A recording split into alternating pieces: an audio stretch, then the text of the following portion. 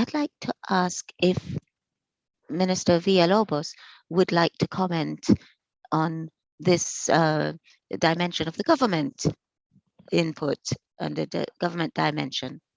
Yes, of course. I would like to pick up on a couple of points that have been made by the previous speakers. First of all, we have to focus on the food systems. That's priority attention, and this is the only guarantee that we will have to be able to maintain, sustain food security for the region. That is by maintaining, sustaining the systems. Secondly, we need to be reasonable in, of course, looking at our biodiversity, we are very well endowed, but we have to protect it and use it in an appropriate manner. And finally, climate change, which is an urgent matter, and thanks to the biodiversity that exists, we can be much more resilient. We will be able to counter the impacts of all of the climate changes on it, unexpected impacts in the future. We have to develop a strong long-term food safety systems, linking in with biodiversity and helping us to be resilient in relation to climate change. So those are my main comments to end. And thank you very much for the invitation. Thank you very much, Minister Villalobos. And now I'd like to move on to Dr. Otero to see if he has a last message for us. Thank you. Thank you very much, Valeria. I would just like once again to stress the fact that there's much at stake, that the summit on the transformation of food systems. We want to have Latin America that is present, especially if it's farmers. I would like to stress that it is laudable to think about the health of the consumers. And of course, I do totally agree with this. But for this, we need a rural area that is dynamic and also helpful with agriculture that has reasonable levels of profitability. If not, this crisis will come back again, and there will probably be problems to social problems, problems to agricultural lands, and was said, and this will lead to migration. So we have to look at the rural sector. We have to look at it as an area of progress and opportunities and dynamism. Of course, we have to build bridges with the urban centers. And once more, thank you so much for the opportunity. I feel very honored to this, and I would like to congratulate you on your report that you have put out. Thank you so much, Dr. Otero. I'd just like to ask for last comments from Ana Maria. Thank you.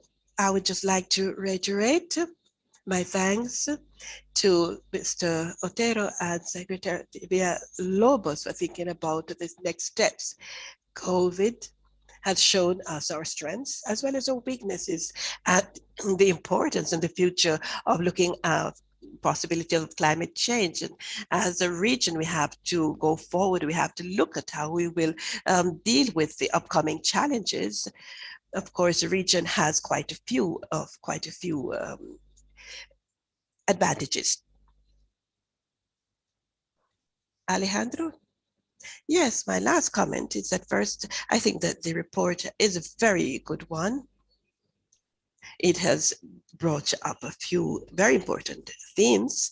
And secondly, I think that independent of the list of priorities of each of us will have, I think it is important that we should look to have policies that are centered less on the differences, but more on the points of convergence and prioritizing the what we have in common and the steps to be followed. I think that this is the important step that we have to take.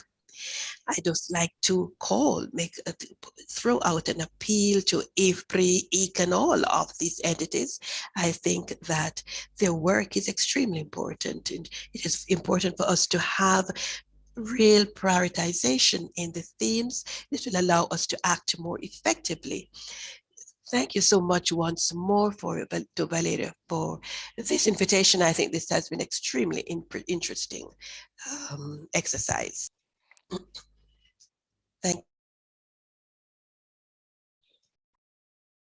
Thank you. I'd just like to go back to Felipe Herrera. He always said the idea of Latin American nation is not a fragmented or fictitious entity. As I said before, he stressed the fact that it is not a set of nations, it is one nation that has been fragmented. We are not, if we do not start working together, we'll not come out of this pandemic or any of the problems that we have just mentioned. That is the first point. Secondly, with respect to the possibilities that we have in the Summit of the Americas, and I wrote a blog asking to think about an alliance for development. How can we have an alliance, a partnership for development? Of course, we have to do this in consultation with the region. But the region at this point is so fragmented, it is very important to have a group of people who are independent, who are knowledgeable, so that we can have a program for the summit. And this will allow us to overcome fragmentation. We cannot be a great nation of Latin America and the Caribbean as we have been encouraged to have. If we continue to fight, we'll just encounter far more difficulties. Thank you. I'd like to emphasize two things that we've been hearing today. First of all, there's an increasing relationship between health, food, and the economy throughout the pandemic. Secondly, the challenge of the region to continue to being the exporter of the foods to maintain the economic, social, and environmental sustainability and economic sustainability. I'd like to thank all the panelists. It has indeed been an honor to have you all here, and IFPRI will always continue to thank you and work with you. Thank you very much for your time, and thanks to everyone.